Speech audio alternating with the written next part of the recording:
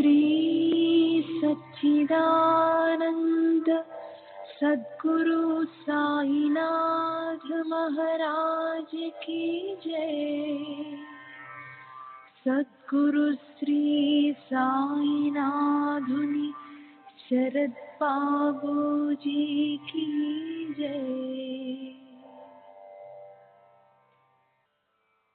సాయి వంటి దైవంబు లేడోయి లేడోయి, ప్రజలందరి నోట సాయి నామం పలకాలి, సర్వత్రా సాయి రూపం రంజిల్లాలి, ముజ్జగాలు సాయి మహిమతో ముప్పిరిగొనాలి.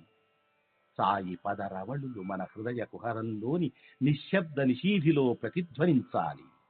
ప్రణవనాద వీచికల్లా సాయి జ్ఞాన సౌరభాలు సర్వత్రా వ్యాపించాలి. ఆ సుజ్ఞాన సౌరభాల ఆస్వాదనలో మన మనసులు మత్తెక్కాలి.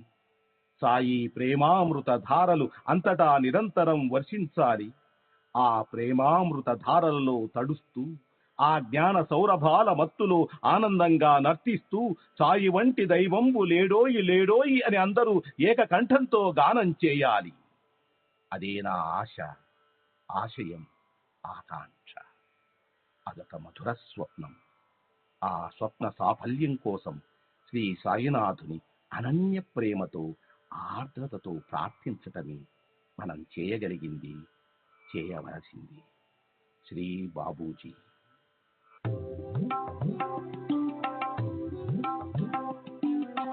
Sai Baba, Sai Baba, Sai Baba, Sai Baba.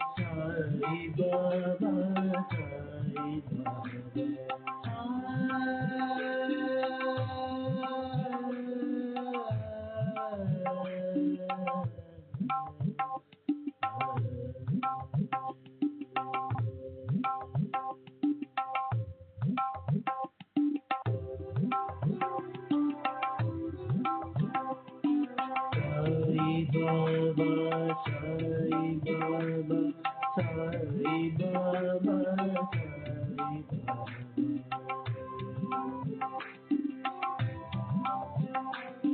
Sai Baba, Sai Baba, Sai Baba, Sai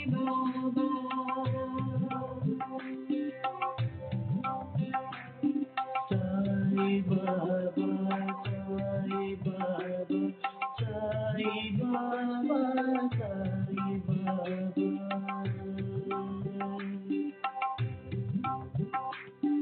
Sai Baba, Sai Baba, Sai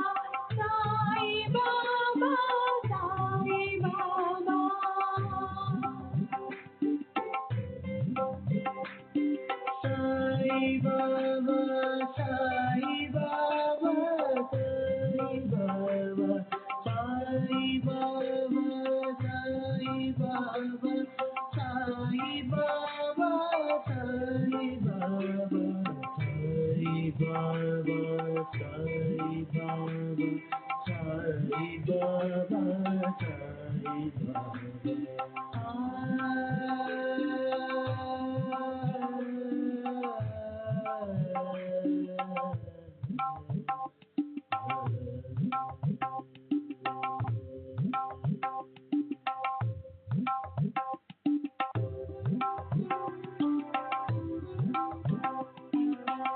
Sai Baba, Sai Baba, Sai Baba, Sai Baba.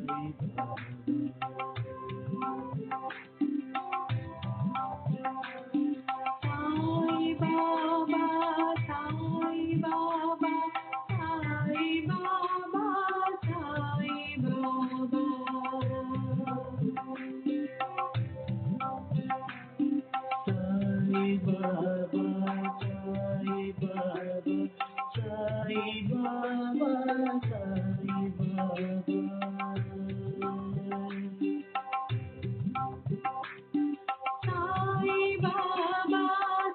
Sai Baba, Sai Baba, Sai Baba,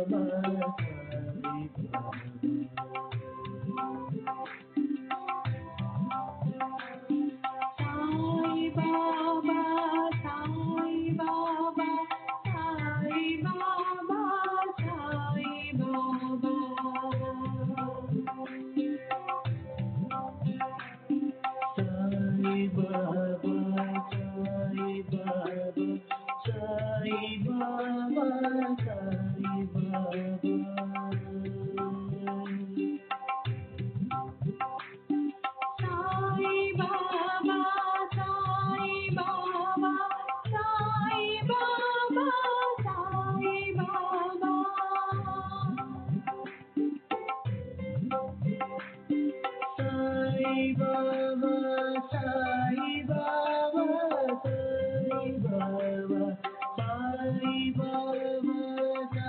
Sai Baba, Sai Baba,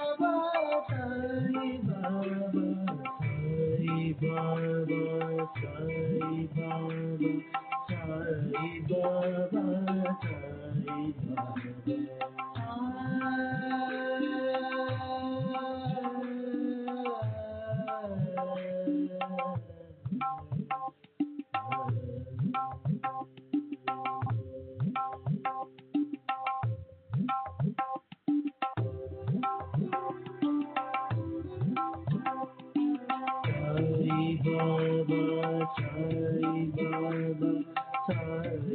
Baba,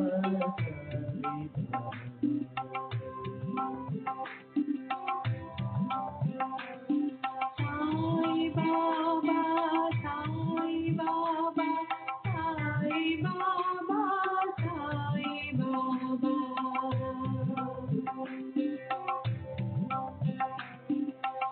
Sai Baba, Sai Baba, Sai Baba.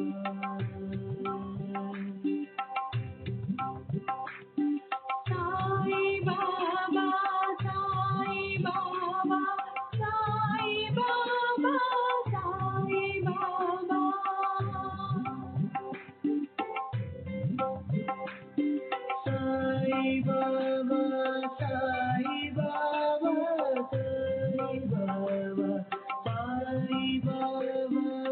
Baba, Sai Baba, Sai Baba, Sai Baba, Sai Baba, Sai Baba, Sai Baba, Sai Baba, Sai Baba, Sai Sai Baba, Sai Baba,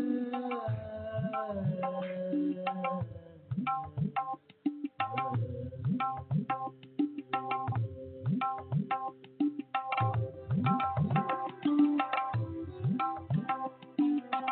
Sai Baba, Sai Baba, Sai Baba, Sai Baba, Sai Baba.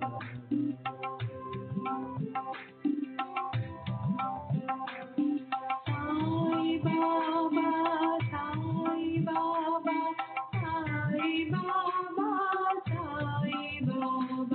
Baba, Sai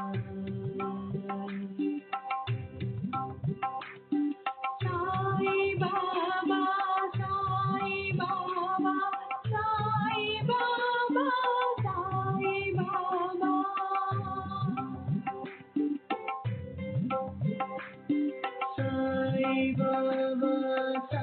Sai Baba, Sai Baba, Sai Baba, Sai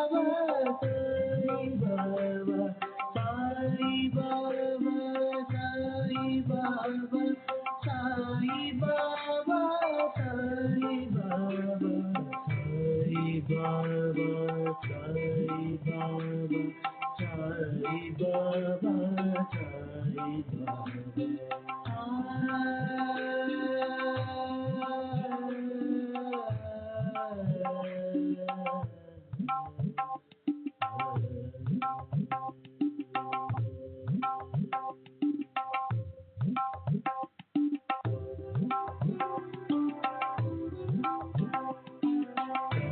Sai Baba, Sai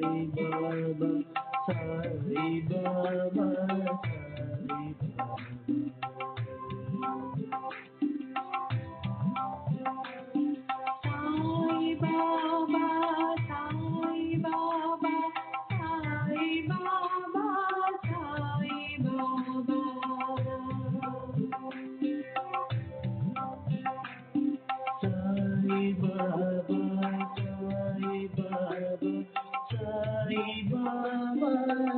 Sai Baba.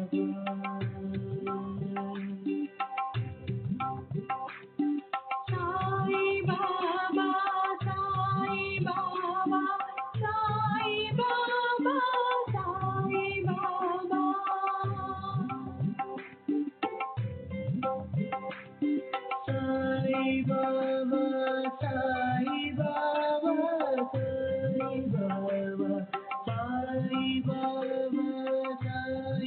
Baba, Sai Baba, Sai Baba, Sai Baba, Sai Baba, Sai Baba, Sai Baba, Sai Baba, Sai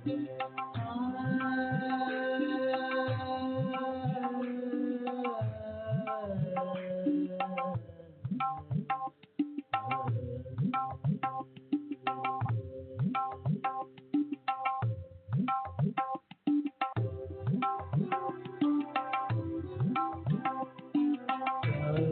Baba, Sai Baba, Sai Baba, Sai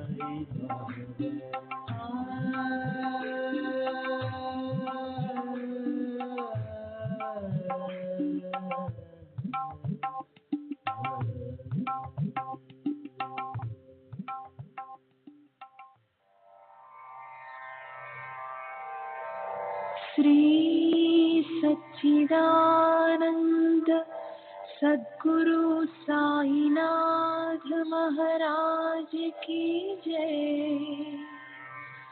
सद्गुरु श्री साईनाथुनि शरद बाबू जी की जय।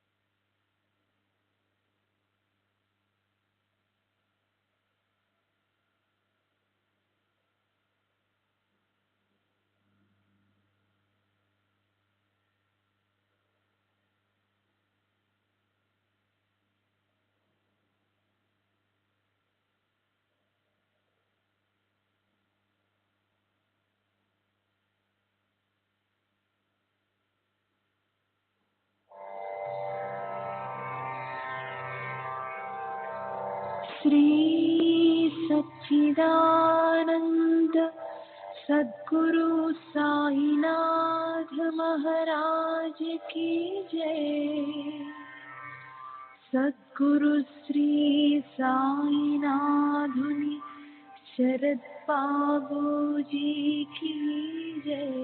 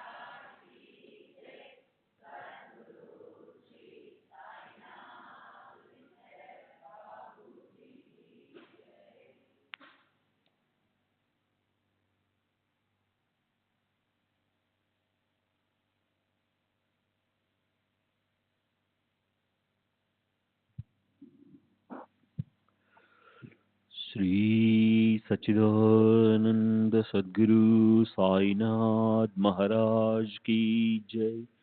सद्गुरु श्री साईनाथ धुनि शरद बाबू जी की जय। శ్రీ సాయినాథాయ నమః. శ్రీ సాయిబాబా సత్య చరిత్ర 19వ అధ్యాయం. ఈనాటి తరువాయి గురువు ఒకవేళ స్వతహాగా సమర్థులైనప్పటికీ శిష్యుల నుంచి వారు తీవ్ర బుద్ధిని, సబల శ్రద్ధని, ధైర్యంతో కూడిన సహనాన్ని ఆపేక్షిస్తారు. రాయిని వజ్రాన్ని సానపై అరగదీస్తే శుభ్రపడతాయి, కానీ రాయి రాయిగానే ఉంటుంది. వజ్రం మాత్రం తేజస్సుతో దగదగ మెరుస్తుంది. మెరిసేందుకు రెండింటికి ఒకే పద్ధతి అవలంబించినా రాయి వజ్రంలా మెరుస్తుందా? వజ్రం మెరుపుతో వజ్రం మెరుపుతో వజ్రంగా ఉంటుంది. రాయి తన గుణాన్ని అనుసరించి రాయిగానే ఉండిపోతుంది. 12 సంవత్సరాల పాటు గురు పాదాల వద్ద ఉండిపోయాను. గురువు చిన్నవాడినైన నన్ను పెద్దవాడిగా చేశారు. గురువుకి నాపై ఎంతో ప్రేమ ఉండేది. నాకు అన్న వస్త్రాలకు లోటుండేది కాదు. నా గురువు మూర్తీభవించిన భక్తి ప్రేమలే. ఆయనకు శిష్యులపై నిజమైన ప్రేమ ఉండేది. నా గురువు లాంటి గురువులు అరుదు. ఆయన సాన్నిధ్య సుఖ వైభవాన్ని వర్ణించలేను. ఆ ప్రేమను ఏమని వర్ణించాలి? ఆయన ముఖం చూస్తే చాలు నా కళ్ళు అరమోడ్పులై ధ్యానస్థమైపోయేవి. మేమిద్దరం ఎంతో ఆనందంగా ఉండేవాళ్ళం. నాకు వేరే చూడవలసిందంటూ ఏమీ ఉండేది కాదు. నేను ప్రేమ ముప్పిరిగొనగా రాత్రింబవళ్ళు గురుముఖాన్నే అవలోకిస్తూ ఉండేవాడిని. నాకు ఆకలి దాహము ఉండేవి కావు. గురువు లేకపోతే నా మనసు అస్వస్థంగా అయిపోయేది. ఆయన తప్ప మరో ధ్యానం ఉండేది కాదు నాకు. ఆయన తప్ప నాకు వేరే లక్ష్యం లేదు. గురువే నా స్మరణగా అయిపోయారు. నిజంగా గురువు కౌశల్యం అద్భుతం. నా గురువు కూడా ఇదే కోరేవారు. అది తప్ప ఆయనకి మరో కోరికే లేదు. ఆయన నన్నెన్నడూ ఉపేక్షించేవారు కాదు. నా సంకటాల నుంచి నన్నెప్పుడూ రక్షించేవారు. కొన్నిసార్లు నేను గురువు పాదాల వద్ద ఉండేవాడిని. కొన్నిసార్లు నేను సముద్ర తీరంలో ఉండేవాడిని. అయితే మా సహవాస సుఖానికి దూరం అంటూ ఉండేది కాదు. ఆయన నన్ను కృపను నింపుకున్న దృష్టిలో సంరక్షించేవారు. తాబేలు తన పిల్లలకు తన దృష్టితో ఆహారం సమకూర్చినట్లే ఉండేది మా గురువు పద్ధతి కూడా. దృష్టితోనే ఆయన తమ శిష్యులను కాపాడేవారు. అమ్మా, ఈ మసీదులో కూర్చుని ఉన్న నేను ఏం చేస్తానో అది నిజమని తెలుసుకో. నా గురువు నా చెవిలో ఏది ఉపదేశించినప్పుడు నేను నీకెలా ఉపదేశిస్తాను? తాబేలు ప్రేమ దృష్టితో నీ పిల్లలకు సుఖ సంతోషాలను ఇస్తుంది. అమ్మా, ఊరికే ఎందుకు దుఃఖిస్తావు? నాకు ఉపదేశించడమే తెలియదు. తాబేలు నదికి ఒక ఒడ్డున ఉంటుంది. దాని పిల్లలు అవతలి ఒడ్డున ఇసుక తిన్నెల మీద ఉంటాయి. దృష్టి సారించడంతోనే అది వాటిని పోషిస్తుంది. కనుక అంటున్నాను, మంత్రం కోసం వ్యర్థంగా ఎందుకు కష్టపడతావు? ఇప్పుడు నువ్వు వెళ్ళి అన్నం తిను. ప్రాణాలను ఆకలితో అలమటించనీయకు. నా మాటల్లో శ్రద్ధ పెట్టు. నీకు పరమార్థం లభిస్తుంది. నీవు నా వైపు అనన్యంగా చూడు. నేను కూడా నీ వైపు అలాగే చూస్తాను.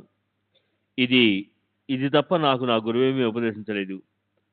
సాధన సంపన్నత అంటే జ్ఞానప్రాప్తికి 4 సాధనలు అంటే వివేక, వైరాగ్య, సమాధి, షట్ సంపత్తి, ముముక్షత్వాలను లభింపజేసుకోవడం అవసరం లేదు. 6 శాస్త్రాలకు చెందిన నైపుణ్యంతో పనిలేదు. కేవలం గురువే కర్త, గురువే హర్త అన్న ఒక్క విశ్వాసం చాలు. కనుకే గురువు గొప్పతనం చాలా గొప్పది. గురువు సాక్షాత్ బ్రహ్మ విష్ణు మహేశ్వరులే. అలా గురువు స్థితిని తెలుసుకున్న వారే ముల్లోకాల్లో ధన్యులు. శ్రీ సచ్చిదానంద సద్గురు సాయినాథ్ మహారాజ్ కీ జై. సద్గురు శ్రీ సాయినాథుని శరద్ బాబూజీ కీ జై.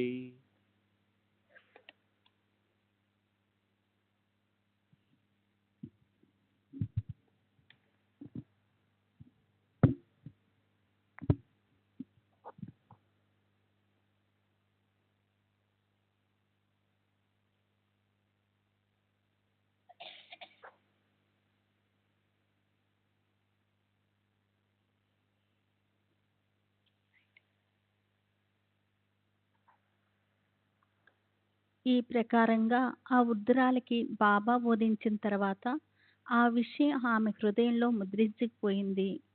ఆమె బాబా చరణాలపై తలపెట్టి తన సత్యాగ్రహాన్ని ఉపసంహరించుకుంది.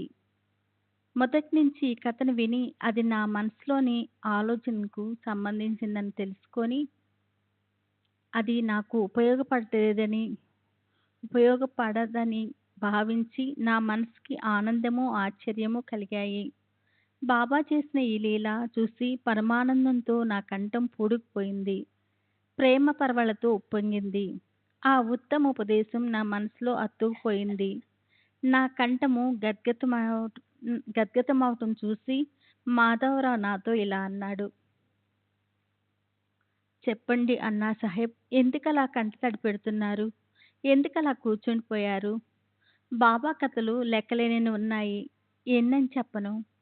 మాధవరావు అలా అంటుంటే మసీదులో గంటలు మ్రోగటం వినిపించింది. రోజూ మధ్యాహ్నం భోజనాలకు ముందు భక్తులు మసీదుకొచ్చి కూర్చొని గంధాక్షాతలు గంధాక్షాతలాలు, ఆర్ఘ్యపాద్యాలు, కాళ్ళు చేతులు కడుక్కునేందుకు నీళ్లు ఇత్యాది విధులతో బాబాకు పూజ చేసేవారు.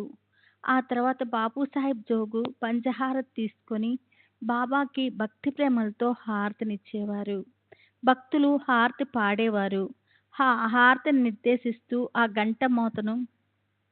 గంట గబగబా మ్రోగింది. నా మనసులోని కోరిక తృప్తి తృప్తి చెందింది. ఇద్దరము మసీద్‌కెళ్ళాం. మధ్యాహ్నం పూట ఈ హారతిని పురుషులు, స్త్రీలు కలిసి చేస్తుండేవారు. స్త్రీలు పైన మసీదులోనూ, పురుషులు క్రింద మండపంలోనూ నిలబడేవారు. మంగళవాద్య ఘోషతో లోహపు పళ్ళెం మీద కొట్టి శబ్దం చేసేవారు.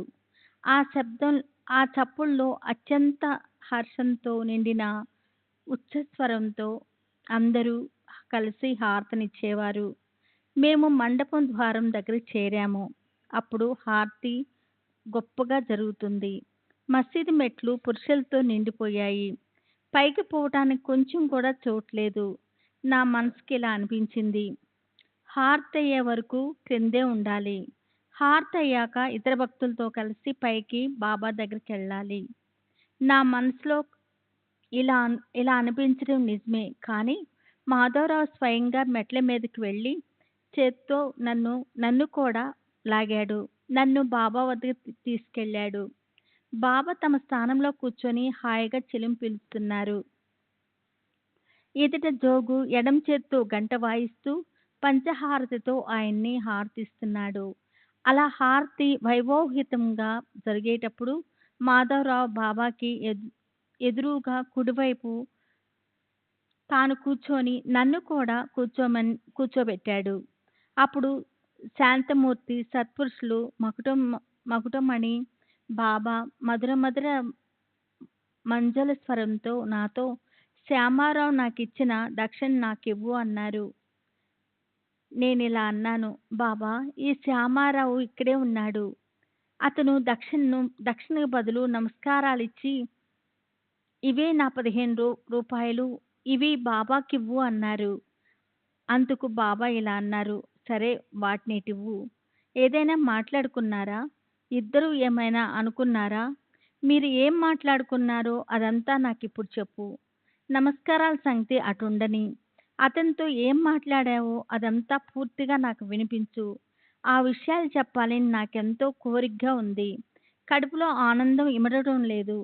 హారతి ఎంతో గట్టిగా పాడుతున్నప్పటికీ ఆ పరమానందం నా పెదవుల నుంచి బయటపడింది.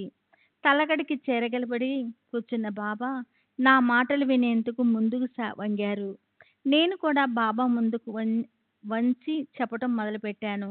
బాబా, అక్కడ జరిగినవన్నీ నా మనసుకి మధురంగా అనిపించాయి. అందులో ఆ వృద్ధురాలి కథ ఎంతో అద్భుతంగా అనిపించింది.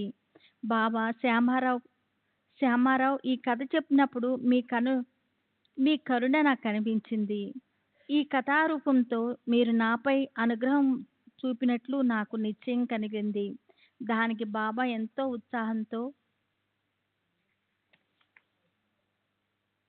ఉత్సాహంతో ఇదంతా నాకు పూర్తిగా చెప్పు.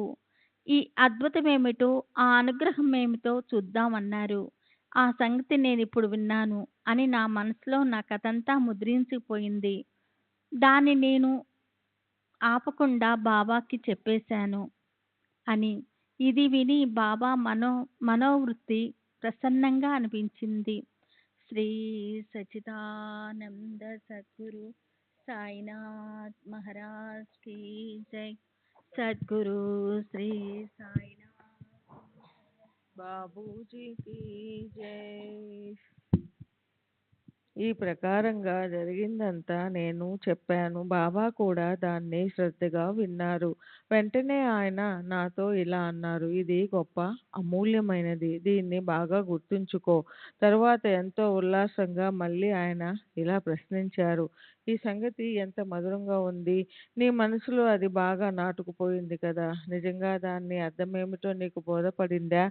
నేనిలా అన్నాను, "బాబా, ఈ కథ వినడంతో నాకు శాంతి కలిగింది. నా మనసులోని పీడ దూరమయింది. నాకు నిశ్చిత మార్గం తెలిసిపోయింది." దానికి బాబా ఇలా అన్నారు, "నా పద్ధతి విలక్షణమైనది. ఈ ఒక్క సంగతి మనసులో పెట్టుకుంటే గొప్ప ఉపకారం జరుగుతుంది. ఆత్మకు సంబంధించిన అనుభవజన్య జ్ఞానాన్ని ప్రాప్తింపచేసుకోవడం, దానికోసం దాన్నే ధ్యానించడం, ఇదే ఆత్మానుష్ఠానం.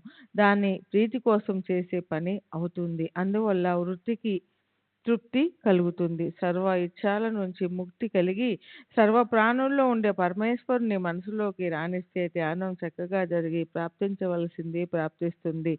కేవల మూర్తిమంతమైన జ్ఞానం, చైతన్యం లేదా అత్యంత ఆనందకరమైన నా స్వరూపాన్ని తెలుసుకోవాలి. దాన్నే నిత్యము ధ్యానించాలి. ఇది సాధించలేకపోతే నా సగుణ సాకార రూపాన్ని గుర్తు తెచ్చుకొని నఖశిఖ పర్యంతం నన్ను రాత్రింబవళ్ళు మనసులో పెట్టుకోవాలి. అలా నా ధ్యానం చేస్తూ చేస్తూ ఉండగా వృత్తి ఏకాగ్రమై ధ్యానము, ధ్యేయముల స్పృహ నశించిపోతుంది. ఈ ప్రకారంగా ఈ మూడింటి సముదాయం నశించిపోతే ధ్యానం చేసేవారికి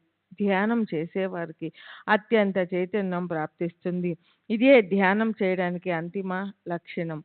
దానివల్లే బ్రహ్మతో ఐక్యత నీకు ప్రాప్తిస్తుంది.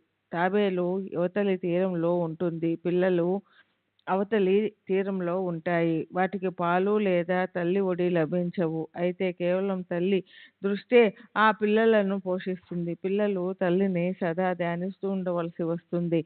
అంతకంటే మరొకటి ఏమీ చేయనవసరం లేదు. వాటికి పాలు, మేత లేక అన్నము అవసరం లేదు. తల్లి వైపు చూడడమే అదే వాటికి పోషణ. తాబేలు పిల్లలకేసి తిరిగి చూడడం ప్రత్యక్షంగా అమృత దృష్టే. దానివల్ల పిల్లలకు స్వానంద రూప పోషణ అనే లాభం కలుగుతుంది. అలాగే శిష్యుడికి కూడా గురువుతో ఏకరూపుడయే లబ్ధి కలుగుతుంది.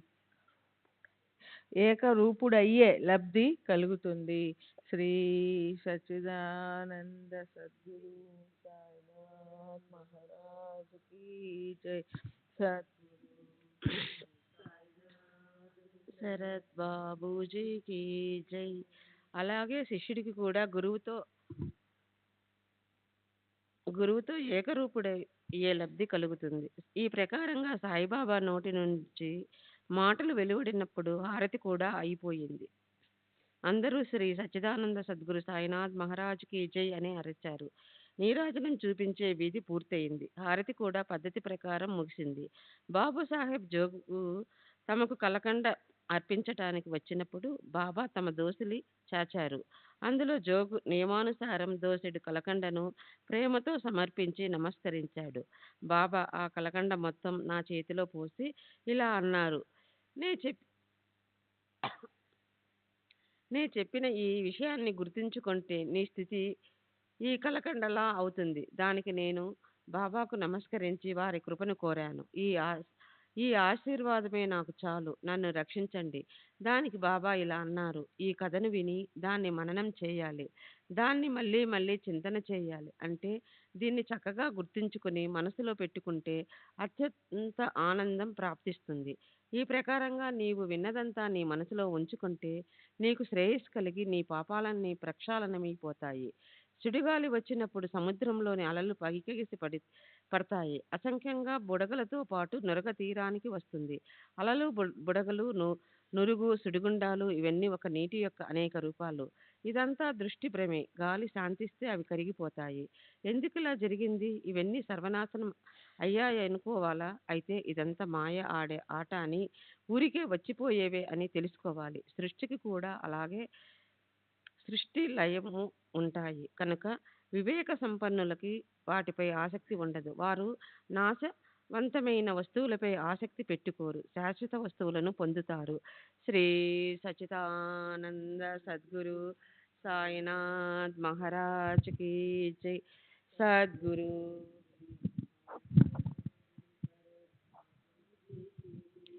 శ్రీ సచ్చిదానంద సద్గురు సాయినాథ్ మహారాజ్ की जय. సద్గురు శ్రీ సాయినాథుని శరత్ బాబూజీ की जय. జ్ఞానం కంటే ధ్యానం గొప్పది, కానీ దానికోసం యథార్థ జ్ఞానం కావాలి.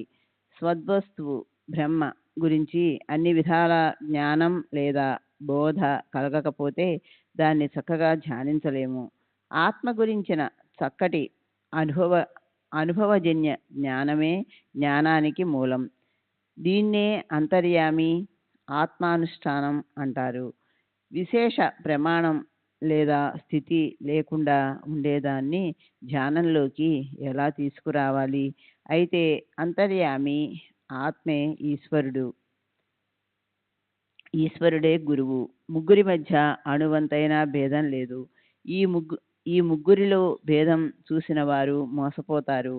మళ్ళీ మళ్ళీ చింతన చక్కగా పూర్తిగా అయిన ధ్యానం రెండూ కలిసిపోతే ఏ విధమైన గాలి లేనప్పుడు స్థిరంగా ఉండే దీపంలా చిత్తానికి శాంతి కలుగుతుంది. దాన్నే సమాధి అంటారు. సర్వ ఇచ్ఛలు ఆకాంక్షల నుంచి పూర్తిగా ముక్తులైన వారే సర్వ ప్రాణుల అంతర్యామి అని తెలుసుకొని, తాము తప్ప జగత్తులో అన్యులెవరూ లేరని తెలుసుకొని, ఎవరి గురించి ఎలాంటి భీతి లేని స్థితి ప్రాప్తిస్తే దాన్ని ధ్యానం అంటారు. అప్పుడు అవిద్య వల్ల ఉత్పన్నమైన కర్మ బంధనాలతో సంబంధం వెంటనే తెగిపోతుంది. విధి నిషేధాల నిర్బంధం విడిపోతుంది. ముక్తి అనే ఆనందం లభిస్తుంది. అసలు ఆత్మ ఉందా లేదా? అది ఒంటరిగా ఉందా లేక ప్రతి చోట వేర్వేరుగా ఉందా? అది కర్మ చేసేదా లేక కర్మ చేయదా? ఇది చూడటం కోసం 6 శాస్త్రాలు శోధించాలి. సమస్త ప్రాణుల్లోనూ ఆత్మ ఒక్కటే ఉంది అన్న ప్రత్యక్ష అనుభవం పొందటమే అదే జ్ఞానానికి పరాకాష్ట. మోక్షము పరమానందము నిజంగా అక్కడి నుంచే ఉత్పన్నమవుతాయి. అంధుడి కోసం ఏనుగును వర్జించడానికి బృహస్పతి లాంటి అత్యంత బుద్ధిమంతుడైన జ్ఞాని అయిన దేవతల గురువు బృహస్పతి లాంటి వక్తను తీసుకొచ్చినప్పటికీ అది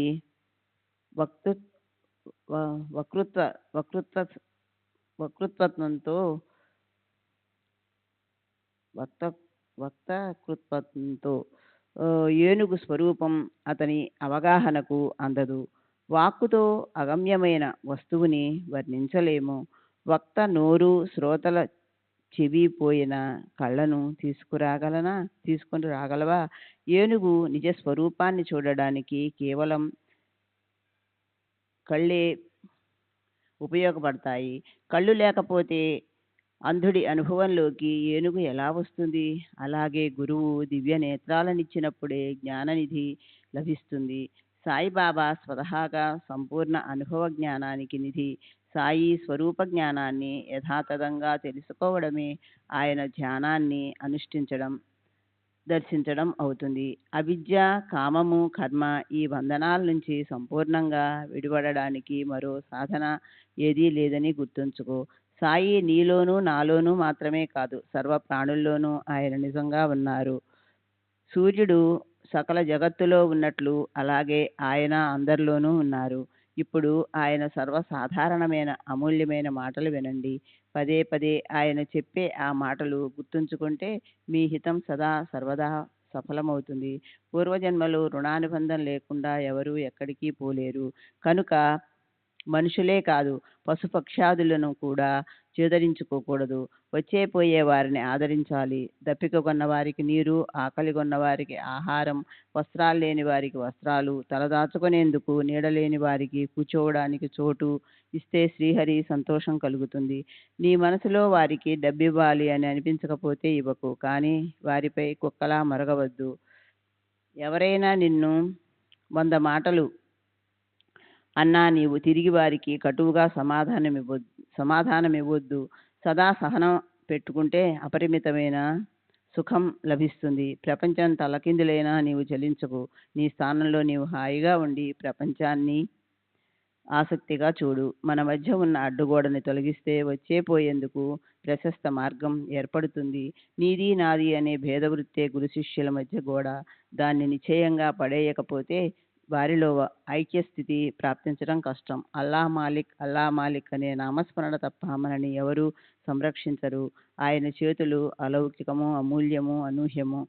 ఆయన ఏం చేయదలుచుకుంటారో అదే అవుతుంది. ఆయన మార్గాన్ని ఆయనే చూపిస్తారు. ఆయనకు మన కోరికలను తీర్చడానికి ఒక క్షణం పట్టదు. రుణానుబంధం ఉండటం వల్ల మన కలయిక దైవవశాత్తు జరిగింది. ఒకరి పట్ల ఒకరు ప్రేమను పెట్టుకుని సుఖ సంతోషానుభవాన్ని పొందాలి. ఇక్కడ అమరులెవరు? పరమార్థం లభించిన వారిని కృతార్థులని అనాలి. అలా కాకపోయినా శ్వాస ఉచ్ఛ్వాసలు జరుగుతున్నంత వరకు జీవమాత్రులు జీవించే ఉంటారు. శ్రీ సచ్చిదానంద సద్గురు సాయినాథ్ మహారాజ్ కీ జై. సద్గురు శ్రీ సాయినాథుని శరద్ బాబూజీకి జై. వచనాలు చెవిలో పడగానే ఆతృతతో ఉన్న నా మనసు సుఖించింది. దాహంతో ఉన్న నాకు నీరు లభించినట్లయింది. నేను ఆనందించాను. దగ్గర అసమాన బుద్ధి ఉన్నప్పటికీ ఎన్నటికీ చలించని ప్రగాఢ శ్రద్ధ ఉన్నప్పటికీ సాయిలాంటి గురుబలం లభించడానికి మాత్రం ప్రబలం అదృష్టం ఉండాలి. అందులోని సారం శ్రీ కృష్ణ భగవానులు గీతలో చెప్పినదే. యదామహం ప్రపద్యంతే తాన్ తదైవ భజామ్యహం. ఎవరు నన్ను ఎలా భజిస్తారో వారికి నేను అలాంటి ఫలమే ఇస్తాను. అంటే భారాలన్నీ కర్మపైనే ఉన్నాయి. కర్మ ఎలా చేస్తామో, జ్ఞానము ఎలా ప్రాప్తిస్తుందో, అభ్యాసం ఎలా చేస్తామో అలాగే ఆ ప్రమాణంలోని హితాన్ని సాధిస్తాము. ఇదే ఈ అధ్యాయంలోని తాత్పర్యం. ఇదే ఇందులోని బోధామృతం. అనన్యాంత చింతయంతో మాం అని ఎవరు అన్యభావాలు లేని వాళ్ళే ఆయన్ను గూర్చి చింతిస్తూ ఎడతెగక ధ్యానిస్తారో ఆ నిత్య యోగ యుక్త పురుషుల యోగక్షేమాలను గోవిందుడే పూర్తిగా వహిస్తాడు. భగవద్గీతలోని ఈ మర్మమే ఇక్కడ కూడా వర్తిస్తుంది. ఈ మధురోపదేశాన్ని విని నా కళ్ళ ఎదుట స్మృతి దేవాన్ భావయ తానేనా యజ్ఞాలతో మీరు దేవుణ్ణి తృప్తిపరచండి. ఆ దేవతలు కూడా మిమ్మల్ని వర్షాదులతో తృప్తిపరుస్తారు అన్న మాటలు నిలబడ్డాయి. మీరు తీవ్రంగా ప్రయత్నిస్తూ ఫలాపేక్షను వదలండి. మీ వెనుక ఫలాన్ని ఇవ్వడానికి నేను నిలబడి ఉంటాను. అయితే నేను తీవ్రంగా ప్రయత్నించాలి, ఫలితం మాత్రం మీరు అనుభవించాలా అని మీరు అనవచ్చు. కానీ నన్ను ఎలా అనుకోకండి. మానవులు కార్యసాధన పట్ల తత్పరులై ఉండాలి. బాబా శబ్దపూర్వకంగా చెప్పిన ఈ మాటలు ప్రమాణంగా గ్రహించి వ్యవహరించే వారికి పరలోకపు సుఖాలు గని లభిస్తుందని తెలుసుకోవాలి. ఇప్పుడు శ్రోతలకు నేను ఇంకొక విన్నపం చేస్తున్నాను. ఒక్క క్షణం చిత్తాన్ని స్థిరం చేసి నా నిశ్చయాన్ని దృఢపరిచి నాకు అనుభవాన్ని ఇచ్చి సాయిబాబా స్వభావం గురించిన ఒక కథను వినండి. ఏదైనా ఒక మంచి పని చేయాలని నియమం పెట్టుకుంటే సాయి మహారాజు ఎలా ఉత్తేజం కలిగిస్తారో, పెదవి కదపకుండా ఎలా అనుగ్రహిస్తారో చూడండి. భక్తులు బాబాకి అనన్యంగా శరణు వెళ్తే వారికి భక్తి యొక్క గొప్పతనం అనుభవంలోకి వస్తుంది. బాబా లీలలు నిత్య నూతన అద్భుతానుభవాలను కలిగిస్తాయి. ప్రాతకాలంలో నిద్ర లేచాక ఒకవేళ చక్కటి భావనా వీచిక చెలరేగితే అప్పుడు దాన్ని నిశ్చయంగా పెంచుకోవాలి. తర్వాత ఆ ఆలోచననే మరింత దృఢతరం చేసుకుంటే అప్పుడెంతో సంతోషం, బుద్ధి వికాసం కలిగి మనసుకు ప్రసన్నత లభిస్తుంది అని ఒక మహాత్ముడు చెప్పాడు. నాకు ఆ మాటల్లోని అనుభవాన్ని పొందాలని అనిపించింది. అదేవిధంగా నేను అనుభవాన్ని పొందినప్పుడు నా మనసుకు శాంతి, అంతఃకరణలో ఆశ్చర్యం కలిగాయి. అది షిరిడీ లాంటి పవిత్ర స్థానం. ఆ రోజు గురువారం లాంటి శుభప్రదమైన రోజు. ఆ రోజంతా రామనామాన్ని అఖండంగా జపించాలని నాకు అనిపించింది. బుధవారం రాత్రి పక్క మీద శరీరం నిద్రలోకి జారే వరకు నా మనసు శ్రీరామప్రభు చింతనలోనే మునిగింది. హృదయంలో దాన్ని అలాగే పెట్టుకున్నాను. ప్రాతకాలం మేలుకోగానే మనసుకి రామనామం గుర్తొచ్చింది. అలాంటి భావన చెలరేగడం వల్ల నాలుకకు సార్థకత కలిగినట్లు అనిపించింది. అప్పుడు నిశ్చయంతో మనసుని స్థిరం చేసుకొని శౌచము ముఖ ప్రక్షాళనము పూర్తి చేసి దొరికిన పూలను తీసుకొని సాయిబాబా ప్రాతకాల దర్శనానికి బయలుదేరాను. దీక్షిత్ ఇంటి బయటికి వచ్చి బూటీవాడని దాటినప్పుడు ఔరంగాబాద్ గారు మధురంగా ఒక అందమైన గీతాన్ని పాడటం వినిపించింది. ఆ సందర్భోచితమైన గీతాన్ని ఓవి రూపంలో పెడితే మూలంలోని స్వాభావిక మాధుర్యం పోతుందని, శ్రోతలు నిరాశ చెందుతారని, ఆ గీతాన్నే ఉన్నదన్నట్లు నేను పాడి చూపిస్తే శ్రోతలు ఆనందిస్తారు, వారికి మూల గీతంలోని శుద్ధ ఉపదేశం తెలుస్తుంది అనిపించింది. శ్రీ సచ్చిదానంద సద్గురు సాయినాథ్ మహారాజ్ की जय. सद्गुरु श्री साईनाथुनि शरद बाबू जी की जय.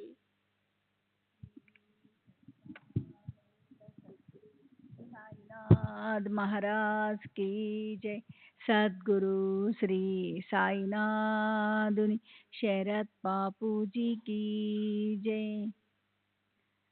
पदम गुरु कृपांजना पाए मेरी भाई, राम बिना कम मानत नहीं. अंदर राम बाहर रामा, जहाँ देखे पुराम कामा. जगत रानु रामा सोवता रामा, पावने में देखते सीता रामा. एक जनार्दनी अनुभवानीका, इहरेक वह रामा सरीका. ఓ సోదరా, గురు కృపాంజన అంటే కళ్ళకి పెట్టుకునే కాటుక. దానివల్ల దృష్టి సరి అవుతుంది. అది నాకు లభించింది. ఇప్పుడు నేను రాముణ్ణి తప్ప వేరెవరిని అంగీకరించను. అంతఃకరణలో రాముడు, బయట రాముడు, ఎక్కడ చూస్తే అక్కడ ఆ పూర్ణకాముడు, అంటే సర్వ ఇచ్ఛలు నెరవేరిన రాముడే కనిపిస్తున్నాడు. మెలకువతో ఉన్నప్పుడు రాముడు, నిద్రిస్తున్నప్పుడు రాముడు, ఇంకా స్వప్నంలో కూడా ఆ సీతారాముడే నాకు కనిపిస్తున్నారు. స్వామి జనార్దుని శిష్యుడు ఏకనాథుడికి ఒక ఉత్కృష్టమైన చక్కని అనుభవం వచ్చింది. అతనికి ఎక్కడ చూసినా రాముడే కనిపించాడు. రామనామాన్ని చిత్తంలో పెట్టుకోవాలని మొదటే మనసులో నిశ్చయించుకున్నాను. ఆ నిశ్చయాన్ని ప్రారంభించక ముందే ఆ గీతంతో అది దృఢతరం అయింది. దానివల్ల మనసుకు జ్ఞానం కలిగింది. నా నిశ్చయమనే అంకురాలపై దయాసాగరులైన సాయి సమర్థులు ఈ గీతమనే నీటిని చిలకరించారు. చేతిలో తంబూర పెట్టుకొని సాయిబాబా ఎదుట ప్రాంగణంలో ఉచ్ఛ్వాసంతో ఔరంగాబాద్ గారు పాడిన ఈ గీతాన్ని నేను విన్నాను. ఔరంగాబాద్ గారు బాబా భక్తుడు. నాలాగే బాబా పాదాల్లో నిష్ఠ ఉన్నవాడు. అనేక గీతాలు అతనికి కంఠతా వచ్చు. అయినా అప్పుడు అతనికి ఈ గీతమే పాడాలని అనిపించడం ఏమిటి? నా మనసులోని ఆలోచన ఎవరికీ తెలీదు. మరతను ఈ గీతాన్ని ఎందుకు పాడాడు? బాబా తమ సూత్రాన్ని ఎలా కదిలిస్తారో అలాగే మనసుకి స్ఫురణ కలుగుతుంది. మనమంతా కేవలం తోలుబొమ్మలం. సాయి జనని సూత్రధారి. ఆయన ఏమీ మాట్లాడకుండానే చక్కని ఉపాసనను నాకు ప్రసాదించారు. నా మనసులోని కోరిక బాబా అంతఃకరణలో ప్రతిబింబించింది. పైన వర్ణించినట్లు ఆయన నాకు అనుభవాన్ని ఇలా నిశ్చయంగా ఇచ్చారు. 167, 180 ఓవి. ఈ నామానికి ఎంత మహత్వం ఉందో సత్పురుషులు ఆచార్యులు వర్ణించారు. పామరుణ్ణైన నేనే వర్ణించగలను. స్వామి సమర్థ రామదాసు అంటాడు, ఈ రాఘవుని నామం ఎంత అందమైనది, చక్కగా సులభంగా ఉచితంగా వచ్చింది. సంసార మూలాన్ని నిర్మూలిస్తుంది. జీవులకి ఇదే కైవల్య సాధనం. తర్వాత సంతతు కోబా ఇలా అంటాడు. తుకా అంటున్నాడు, రామనామంతో నేను కృతార్థుణ్ణయ్యాను. నామం ఉచ్చరించడానికి ఏమీ ఖర్చు కాదు, నాకు మాత్రం కష్టం కాదు. అది కేవలం 2 అక్షరాలు మాత్రమే. రామ రామ అని ఉచ్చరించండి. సంత తులసీదాసు ఇలా అంటాడు, రామనామం ఎంత ప్రభావాన్ని చూపిస్తుందని సత్పురుషులు, పురాణాలు, ఉపనిషత్తులు గానం చేశాయి. జ్ఞాన గుణరాశి అయిన శివుడు సతతము దీన్ని జపిస్తాడు. రామరక్ష స్తోత్రంలో శంకరుడు పార్వతీకి రామనామ మహత్వాన్ని చెప్తూ విష్ణువు యొక్క 1000 నామాలు ఒక్క రామనామంతో పావనమని అన్నారు. శ్రీరామ రామ రమేతి రామ రామే మనోరమే సహస్రనామ తత్తుల్యం రామనామ వరాననే. ఈ నామం వల్లనే స్వరూపం ప్రాప్తిస్తుంది. రామ అనే 2 అక్షరాలను కోయవాడు తిరగేసి అనగా ఆ దారి దోపిడి దొంగ ఉద్ధరించబడ్డాడు. కోయవాడు వాల్మీకి ఋషి అయ్యాడు. అతనికి తానన్న మాటలు నిజమయ్యే సిద్ధి ప్రాప్తించింది. మరా మరా అని తిరగేసి అంటుంటే నాలుకపై రాముడు ఉత్పన్నమయ్యాడు. రాముడు జన్మించడానికి ముందే అతను ఆయన చరిత్రను రాశాడు. రామనామంతో పతితులు పావనమవుతారు. రామనామంతో గొప్ప లాభం కలుగుతుంది. రామనామంతో అనన్య భజన జరుగుతుంది. రామనామంతో మానవులకి బ్రహ్మప్రాప్తి అవుతుంది. రామనామ ఆవర్తంతో జనన మరణ పరిభ్రమణ తప్పుతుంది. ఒక్క రామనామ స్మరణతో లెక్కలేనన్ని లాభాలు కలుగుతాయి. రామనామ గర్జన ఉన్న చోట విష్ణువు సుదర్శన చక్రం తిరుగుతుంది. కోట్లాది విఘ్నులను నాశనం చేస్తుంది. దీనులను రక్షించేది ఈ రామనామమే. ఓవి 181, 186. సాయిబాబాకి ఉపదేశం చేయటానికి యోగ్యమైన స్థానము లేదా సమయము అవసరం లేదు. ఆయన లేస్తూ, కూర్చుంటూ, నడుస్తూ సహజంగా, నిశ్చయంగా ఉపదేశం చేసేవారు. ఈ విషయానికి సంబంధించిన ఒక మధురమైన కథను ఆధారపూర్వకంగా వింటే శ్రోతలకి సాయిబాబా దయా సర్వవ్యాపకత అనుభవంలోకి వస్తాయి. ఒకసారి ఒక శ్రేష్ఠ భక్తుడు మరో భక్తుడి గురించి చెప్తూ స్వతహాగా చెడు మాటలు మాట్లాడటం మొదలుపెట్టాడు. ఎంతగానో నిందించడం మొదలుపెట్టాడు. అతని చక్కటి గుణాలు ఓ పక్కన పెట్టి నోటితో ఎడాపెడా దూషించడం మొదలుపెట్టాడు. అసలు సంగతి పక్కన పడి విందే వరదలై పొంగి పొరలింది. ఏదో కారణంతో ఎవరి ఆచరణైనా నిత్యంగా ఉంటే వారిపై జాలిపడి వారికి ఎదురుగానే ప్రబోధం చెయ్యాలి. ఎప్పటికీ నిందించకూడదు. శ్రీ సచ్చిదానంద సద్గురు సాయినాథ్ మహారాజ్ కీ జై. సద్గురు శ్రీ సాయినాథుని శరత్ బాపూజీ కీ జై.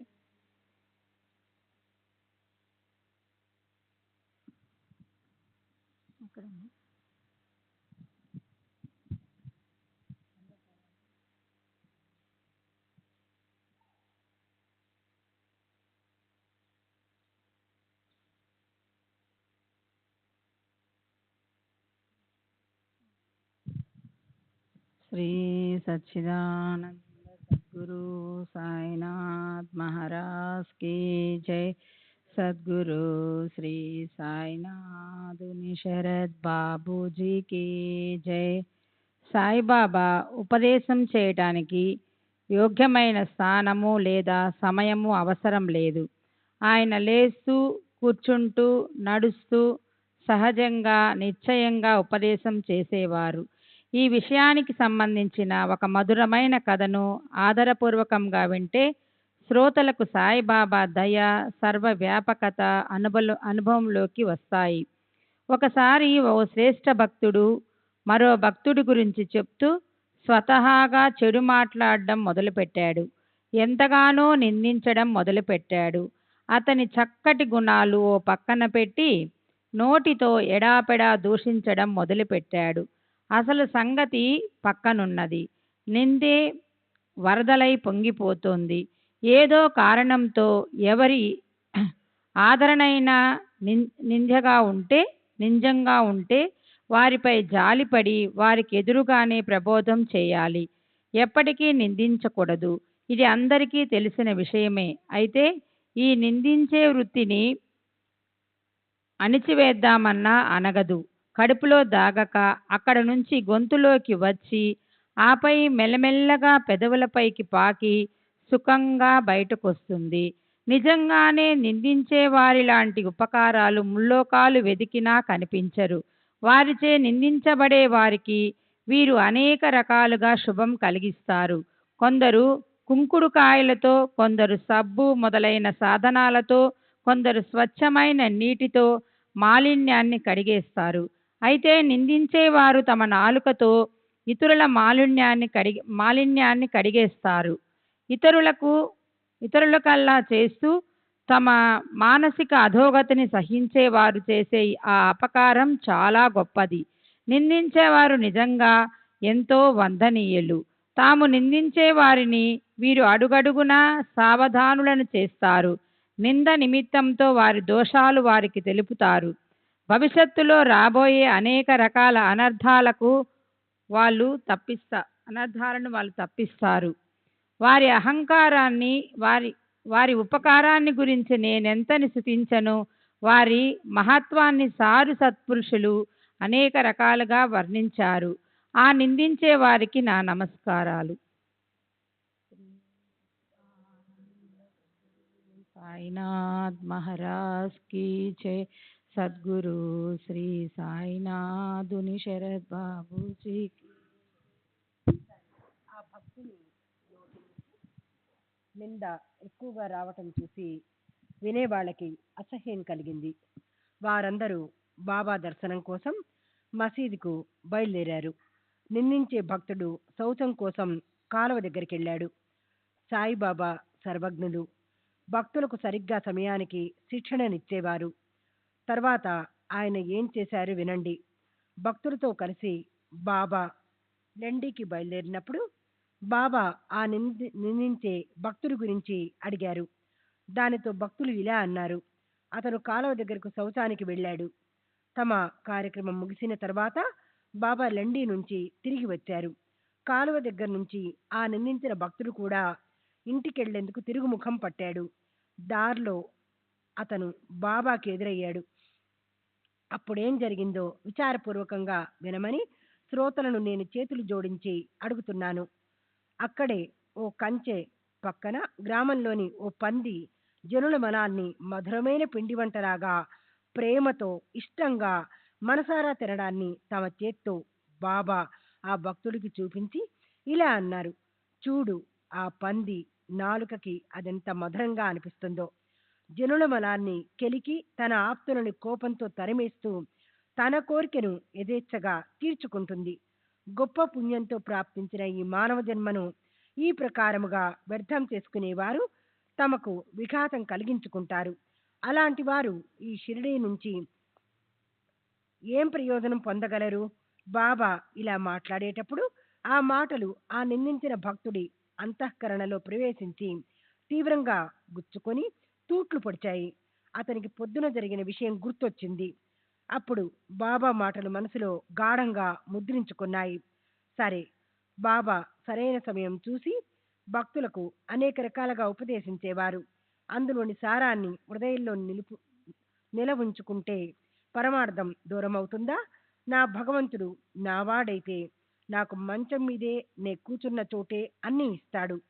ఈ సామెత నిజమే కానీ అబద్ధం కాదు. కానీ అన్నవస్త్రాల వరకే ఇది వర్తిస్తుంది. దాన్ని పరమార్థానికి ఆపాదించే వారికి పరమార్థం అన్ని రకాలుగా దూరం అవుతుంది. చేసుకున్న వారికి చేసుకున్నంత. ఈ బాబా మాటలు ఎంతో అమూల్యమైనవి. ఇంకా కూడా బాబా మాటలు వింటే ఆత్మానందంలో ఊగిపోతారు. బాబా భక్తి అనే తడి ఉంటే దానితో వాటి మూలం ఎంతో లోతుగా వెళ్తుంది. నేను నీటిలోను, భూమి మీద, కట్టెలోను, జనుల్లోను, అరణ్యంలోను, దేశంలోను, పరదేశంలోను, అలాగే దేదీప్యమానంగా ఆకాశంలోనూ నిండి ఉన్నాను. నేను ఏకదేశీని కాను. నేను 3.5 మూరల పరిమిత దేహంలోనే ఉన్నానని అనుకునేవారి పొరపాటు అభిప్రాయాన్ని దూరం చేయటానికి నేను దేహాన్ని ధరించాను. మనసులో ఏ విధమైన కోరికలు పెట్టుకోకుండా ఏకనిష్టతో కేవలం నన్నే రాత్రింబవళ్ళు భజించే భక్తులకు నాది నీది అనే అన్యత్వ భావం లేకుండా ప్రత్యక్షంగా నాతో ఏకరూపత ప్రాప్తిస్తుంది. బెల్లం మాధుర్యం నుంచి వేరుగా ఉండగలదా? సముద్రం తరంగాల నుంచి వేరుగా ఉండగలదా? లేదా కళ్ళు తేజస్సుకి వేరుగా ఉండగలవా? అలాగే నా అమాయక భక్తులు నా నుంచి వేరుగా ఉండలేరు.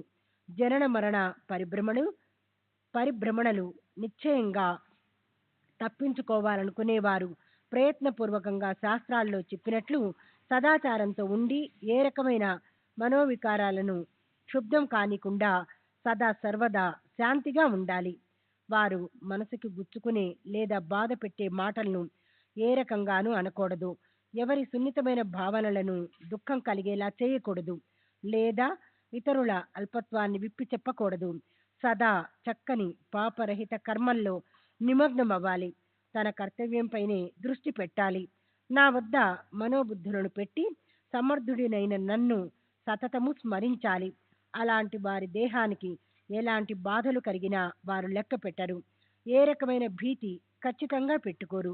నా వైపు అనన్యంగా చూసేవారు, పాపాల నుంచి ముక్తులను చేయగల నా కథలను శ్రద్ధగా వర్ణించేవారు, వినేవారు నాపై తప్ప ఎవరిపైన భక్తి పెట్టుకొని వారి చిత్తం పరమాత్మ స్వరూపమే అవుతుంది. శ్రీ సచ్చిదానంద సద్గురు సాయినాథ్ మహారాజ్ की जय. सद्गुरु श्री साईनाथुनि शरत बाबूजी की जय.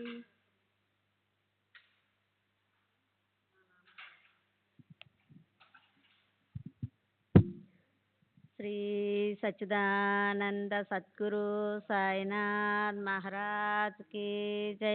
సద్గురు శ్రీ సాయినాథుని శరత్ బాపూజీకి జై. నా నామం పలకండి, నన్ను శరణండి అని బాబా అందరికీ చెప్పారు. కానీ దానితో పాటు తాము ఎవరో తెలుసుకోవటానికి తమ కథలను శ్రవణం మననం చేయమని చెప్పారు. ఈ ప్రకారంగా కొందరికి భగవంతుడి నామస్మరణ, కొందరికి భగవంతుడి లీలలను వినటం, మరి కొందరికి భగవంతుని పూజించటం గురించి బాబా చెప్పేవారు. వేరు వేరు అధికారాలున్న భక్తులకు వేరు వేరు నియమాలను చెప్పేవారు. కొందరికి ఆధ్యాత్మ రామాయణం, కొందరికి జ్ఞానేశ్వరి పురస్చరణ, కొందరికి హరివరద పారాయణం, కొందరికి గురుచరిత్ర చదవమని చెప్పేవారు. కొందరిని తమ పాదాల వద్ద కూర్చోపెట్టుకునేవారు. కొందరికి ఖండోబా దేవాలయంలో ఊరికే కూర్చోమని చెప్పేవారు. కొందరి మైల్లో విష్ణు సహస్ర నామావళిని కరుణతో వేసేవారు. కొందరికి రామ విజయం చదవమని నిర్దేశించేవారు. కొందరికి ధ్యానధారణ, నామస్మరణ గొప్పతనం గురించి చెప్పేవారు. కొందరికి చాందోగ్య ఉపనిషత్తు, గీతారహస్య గ్రంథాల స్వాభావిక మధురమని శ్రద్ధగా అనుభవించమని చెప్పేవారు. ఈ ప్రకారంగా కొందరికి కొన్ని, కొందరికి మరికొన్ని, ఇలా ఆయన ఇచ్చే దీక్షా పద్ధతులకు లెక్కలేదు. కొందరికి ప్రత్యక్షంగా, కొందరికి స్వప్నంలో సూచనగా ఉపదేశించే ఆయన జీవన సరళి అద్భుతం. అన్ని జాతులకు చెందిన భక్తులు పరుగు పరుగున బాబా దర్శనానికి వచ్చేవారు. మద్యంపై ప్రీతి ఉన్నవారి స్వప్నంలోకి వెళ్ళి బాబా వాళ్ళ ఛాతీపై కూర్చొని చేతులతో కాళ్ళతో అణిచేసి మద్యాన్ని ఎన్నడూ ముట్టని అని వాళ్ళతో వాగ్దానం చేయించుకునేవారు. అలా ఒట్టు పెట్టేదాకా వారిని వదిలేవారు కారు. పెళ్లి జరిగే కెళ్లల్లో జ్యోతిష్యులు గోడ మీద హరిహరుల చిత్రాలను వేసినట్లు ఆయన గురుబ్రహ్మ గురు విష్ణు లాంటి మంత్రాలను కొందరి స్వప్నాల్లోకి వెళ్ళి వ్రాసేవారు. కొందరు గుప్తంగా యోగాసనాలు వేసి హఠయోగ సాధన ప్రయోగాలను చేస్తే బాబా తమ సర్వజ్ఞతతో ఆ విషయం తెలుసుకొని వారికి అర్థమయ్యేలా వ్యంగ్యంగా వారిని వాదించేవారు. హఠయోగ సాధనలో దేహానికి ఊరికే ఎంతో కష్టము, బాధ కలుగుతాయని, వాటిని తమ భక్తులు చేయకూడదని బాబా కనిపించేది. వారి ఉపదేశం అనేది భక్తి మార్గం పైనే ఎక్కువగా ఉండేది. ఎవరో అపరిచితుడితో రొట్టె తిని హాయిగా కూర్చోరాదా, సహనం పెట్టుకొని ఉండరాదా అని కబురు పెట్టేవారు. కొందరిని ప్రత్యక్షంగా కలిసి ఖచ్చితంగా ఇలా చెప్పేవారు: మా మార్గం కఠినమైనది, 1-2 సార్లు చెప్పి చూస్తాను, కానీ చివరి ప్రయత్నంగా కఠిన పద్ధతులను ఉపయోగిస్తాను. నా మాటలు లెక్క చేయనివాడు ఒకవేళ నా కడుపున పుట్టిన బిడ్డైనా కూడా వాడిని 2 ముక్కలు చేసి పారేస్తాను. సాయిబాబా విద్య, బుద్ధి, పరాక్రమం ఇత్యాది గుణాలతో శ్రేష్ట, ఉదార, కరణ ఉన్న మహాత్ములు. ఆయన అద్భుత కృత్యాలను పామరునైన నేనెలా వర్ణించగలను? ఆయన కొందరికి జ్ఞాన విరక్తులను కలగజేసేవారు. అయితే కొందరికి చక్కని మనోవృత్తిని, భక్తిని కలిగించేవారు. అయితే మరికొందరికి సంసారంలో లేక వ్యవహారాల్లో నిర్దోషంగా ఉండే విధంగా సద్వర్తన కలవారిగా క్రమశిక్షణ ఇచ్చేవారు. దానికి ఉదాహరణగా ఒక చిన్న కథను నేను శ్రోతలకు చెప్తాను. ఓసారి మధ్యాహ్నం బాబా మనసుకి ఇలా అనిపించింది. ఆయన స్వయంగా రాధాకృష్ణ ఇంటికి హఠాత్తుగా వచ్చారు. ఆయనతో పాటు కొద్దిమంది భక్తులున్నారు. బాబా ఇలా అన్నారు, తీసుకురండి, నిచ్చెన తీసుకురండి అని వెంటనే ఒక అతను అక్కడ నిచ్చెన తెచ్చి పెట్టాడు. బాబా దాన్ని ఆ పక్కనే ఉన్న ఇంటికి ఆనించి పెట్టారు. తాము స్వయంగా ఇంటి కప్పు మీదకెక్కారు. ఆయన మనసులో ఏముందో ఎవరికీ అర్థం కాలేదు. వామన గోంద్కర్ ఇంటికి పెట్టబడిన ఆ నిచ్చెన ద్వారా సాయి స్వయంగా చకచక ఇంటి కప్పు మీదకెక్కారు. ఆ పక్కనే రాధాకృష్ణ ఇంటి కప్పు ఉంది. దాన్ని కూడా బాబా దాటారు. అదేమి చమత్కారమో ఎవ్వరికీ అర్థం కాలేదు. అప్పుడు రాధాకృష్ణమై తీవ్రమైన చలి జ్వరంతో బాధపడుతుంది. ఆమె ఎంతో అస్వస్థతతో ఉంది. నిజానికి అప్పుడు బాబా కూడా చాలా బలహీనంగా ఉన్నారు. ఇద్దరు మనుషులు ఆయన్ని రెండు వైపులా పట్టుకోవలసి వచ్చేది. అప్పుడే బాబా నడవగలిగేవారు. అలాంటిది ఇంతటి బలం ఆయనకి ఎలా వచ్చింది? సరే, వెంటనే రెండో వైపునున్న ఇంటి కప్పు చివరికి వచ్చారు. అక్కడ కూడా ఆ నిచ్చెనను తెప్పించి దాని ద్వారా ఆయన కిందకి దిగారు. భూమి మీద పాదం మోపగానే నిచ్చెన తెచ్చిన వాడికి ఆలస్యం చేయకుండా వెంటనే 2 రూపాయలు తీసిచ్చారు. 2 చోట్ల ఆ నిచ్చెన పెట్టటం అనే పనే అతను పడ్డ శ్రమ. కానీ అతని శ్రమకి బాబా ఇంత గొప్పగా రుణం తీర్చుకోవాలా? అక్కడున్న వారికి సహజంగానే కుతూహలం ఉత్పన్నమైంది. నిచ్చెన తెచ్చిన వాడికి బాబా ఇంత డబ్బు ఎందుకు ఇచ్చారని వారిలో ఒకరెవరో బాబాను అడగమన్నారు. అంతలో ఎవరో ధైర్యం తెచ్చుకొని బాబాని ఆ విషయం అడిగినప్పుడు బాబా ఇలా అన్నారు, ఇతరుల శ్రమ ఎంత తక్కువైనా దాన్ని ఊరికే తీసుకోకూడదు. ఎవరితోనైనా పని చేయించుకుంటే వారి శ్రమను గురించి మనసులో ఆలోచించాలి. ఎవరి కష్టాన్ని ఊరికే తీసుకోకూడదు అని మన మనసులో నియమం పెట్టుకోవాలి. బాబా అలా ఎందుకు చేశారో దానికి నిజమైన కారణం ఎవరు తెలుసుకోగలరు? అది ఆయనకే తెలియాలి. మహాత్ముల మనసులు ఎంతో నిగూఢంగా ఉంటాయి. బాబా నోటి నుంచి వెలువడిన మాటలే మాకు అన్ని విధాల ఆధారం. వాటిని అనుసరించి వ్యవహరించాలని నిశ్చయించుకుంటే సంసారంలోని వ్యవహారాలు సజావుగా నడుస్తాయి.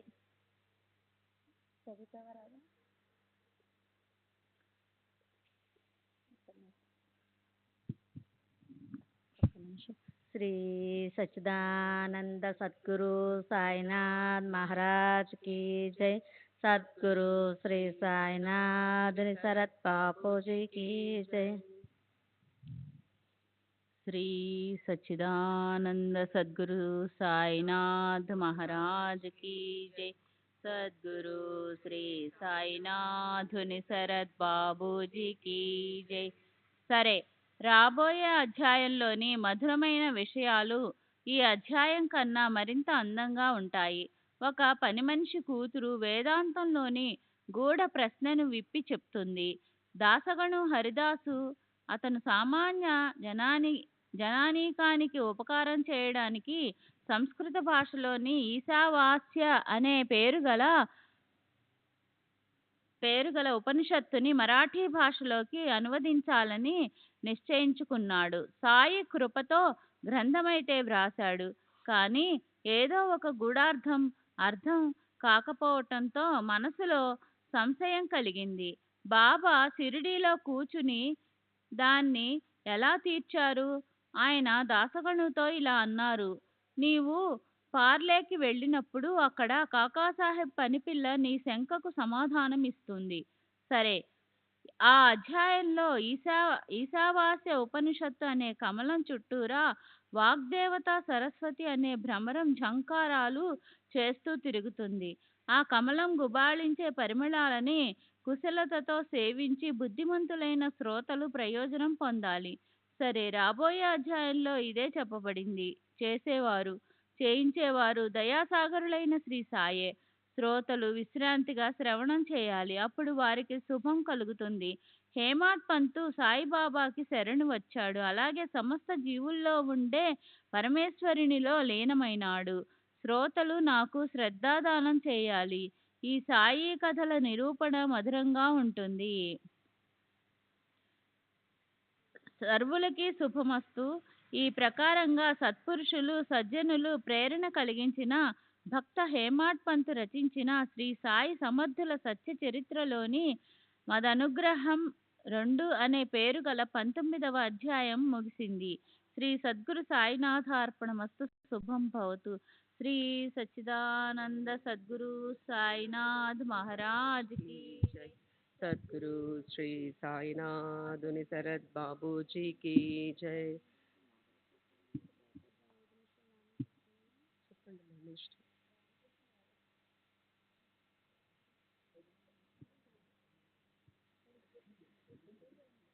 శ్రీ సచ్చిదానంద సద్గురు సాయినాథ్ మహారాజ్ కి జై. సద్గురు శ్రీ సాయినాథుని శరత్ బాబూజీకి జై. 19వ అధ్యాయానికి పరిపూర్ణ వివరణ. ఈ అధ్యాయము అన్నింటికన్నా పెద్దది, అలాగే అన్నింటికన్నా ఎంతో గొప్పది. ఇందులో దగ్గరగా సగానికి మించి ఓవీలు కేవలం బాబా నోటి నుండి ఉపదేశ ప్రవచనాలుగా జాలువారినవే. అదీ కాక హేమాడ్ పంతు అడుగడుగున స్పష్టీకరించిన ప్రబోధాత్మక వివేచన కూడా ఉంది. మొదట హేమాడ్ పంత్ అంతరాత్మ వాస్తవికంగా ఎలా ఉంటుందో చెప్పి, సంసారంలో జనులు మూర్ఖుల్లాగా దేహాన్ని ఆత్మగా భావించి సుఖదుఖాలను అనుభవించటం, కర్తృత్వం అనే సుడిగుండంలో పడి దిక్కుతులై కష్టాలు పడటం గురించి చెప్పారు. అలా ఆత్మ స్వతహాగా నిర్వీకారి, స్ఫటికంలాగా దోషరహితంగా ఉండి కూడా సంసారంలో మాయతో కర్మలతో బంధించబడినట్లు కనిపిస్తుంది. 11. స్ఫటికం ఎరుపు రంగుతో ఎర్రగా, నలుపుతో నల్లగా, పసుపు రంగుతో పచ్చగా కనిపిస్తుంది. కానీ మూలంలో అది అన్ని రంగుల నుంచి వేరుగా తన స్థితిలో ఏ మాత్రమూ తేడా లేకుండా నిర్మలంగా ఉంటుంది. 12. దూరంగా ఉన్న మైదానంలో మృగజలం ఉన్నట్లు కనిపిస్తుంది. ముత్యపు చిప్ప మీద వెండి భాసిస్తుంది. త్రాటి చుట్టని చూస్తే సర్పం భాసం అవుతుంది. 13. త్రాటి మీద సర్ప ఆరోపణ వస్తుతః ఆధారం లేకుండా ఊరికే అయినట్లు, అలాగే నేను ఈ దేహాన్ని అని అభిమానం ముక్త స్థితిలో ఉన్న ఆత్మకి మిథ్యాబంధనాన్ని తీసుకొస్తుంది. 14. దేహము, ఇంద్రియాలు, మనసు, ప్రాణము వీటిపై అభిమానం ఉన్నంత వరకు కర్తృత్వము, భోక్తృత్వము ఉంటాయి. వాటి జ్ఞానాన్ని కూడా ఆపలేము. 16. తర్వాత బాబా జ్ఞాన భక్తి మార్గాల విశిష్టతను రామాఫలం, సీతాఫలాలను పోలికగా ఇచ్చి అందమైన పద్ధతిలో స్పష్టం చేశారు. భక్తి అంటే మధురమైన సీతాఫలం, జ్ఞానం అంటే బాగా పండిన రామాఫలం. ఒకదానికంటే మరొకటి రసంతో నిండి మధురంగా ఉంటాయి. రెండింటి సుగంధం కూడా ఒక్కలాగే ఉంటుంది. రామాఫలాన్ని చెట్టు నుంచి కోసినా లేక అది భూమి మీద పడినా దాని రుచి చెడిపోతుంది. అది చెట్టు మీదే ఉండాలి. కానీ సీతాఫలం అలా కాదు, దాన్ని ఎక్కడ పండించినా అది బాగుంటుంది. అలాగే జ్ఞాన మార్గము, భక్తి మార్గము. జ్ఞాన మార్గంలో విధి విధానాలు, నియమాలనే కష్టం ఉంటుంది. వాటిలో పొరపాటు రాకూడదు. భక్తి మార్గంలో మాత్రం అలాంటి కష్టం ఉండదు. అల్పగుణం ఎంతో అమూల్యం. కనుక సాయి దయాళువు తమ శిష్యులకు భక్తి, నామస్మరణలను గురించే వివరించేవారు. అప్పుడు రాధాబాయి దేశ్ముఖ్కి బాబా చేసిన అందమైన ఉపదేశం వస్తుంది. అందులో బాబా గురువు నుంచి ఆయే మంత్రోపదేశం గురించి తమ స్వంత అనుభవాన్ని చెప్పారు. గురువు అడిగిన 2 పైసల నిష్ఠ, సహనాలనే జంట యొక్క గొప్పతనాన్ని తెలియచేశారు. శ్రీ సచ్చిదానంద సద్గురు సాయినాథ్ మహారాజ్ కి జై. సద్గురు శ్రీ సాయినాథుని శరత్ బాబూజీకి జై.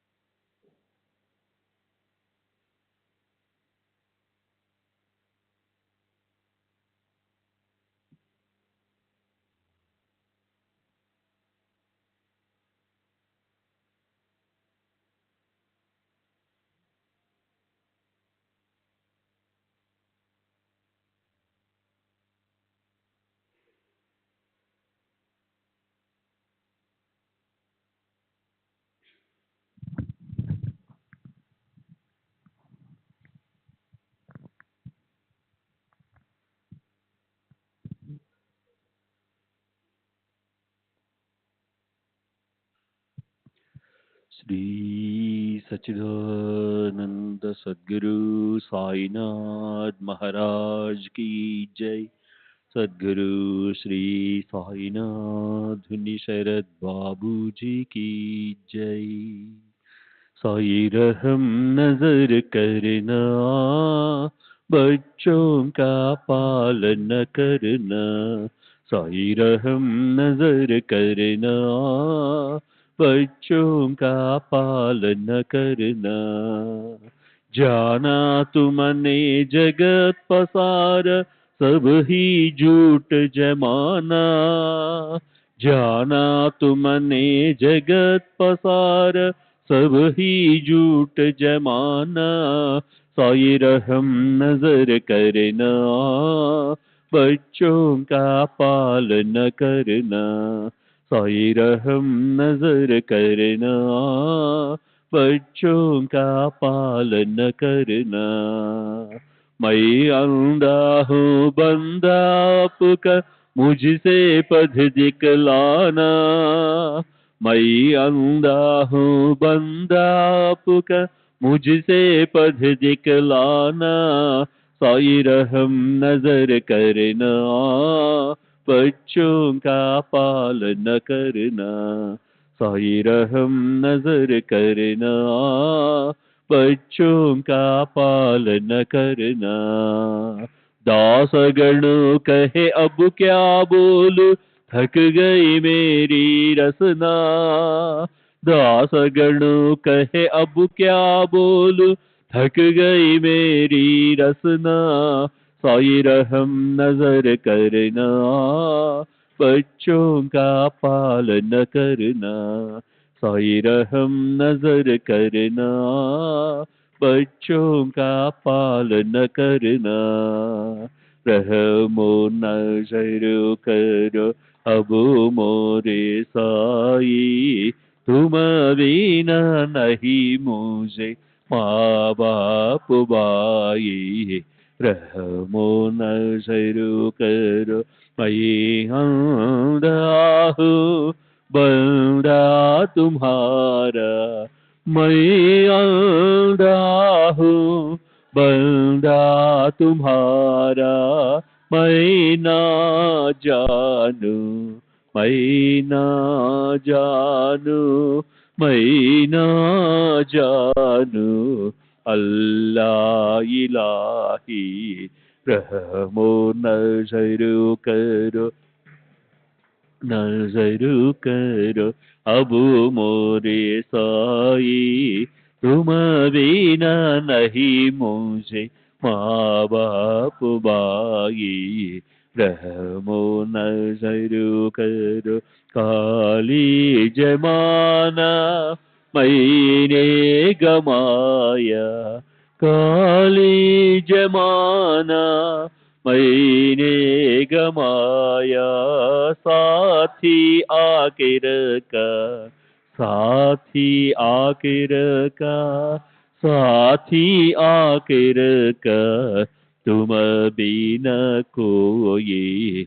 रहमो नजर करो, रहमो नजर करो अब मोरे साई, तुम बिना नहीं मुझे माँ बाप भाई। रहमो नजर करो अपने मस्जिद का झाड़ू गड़ो है।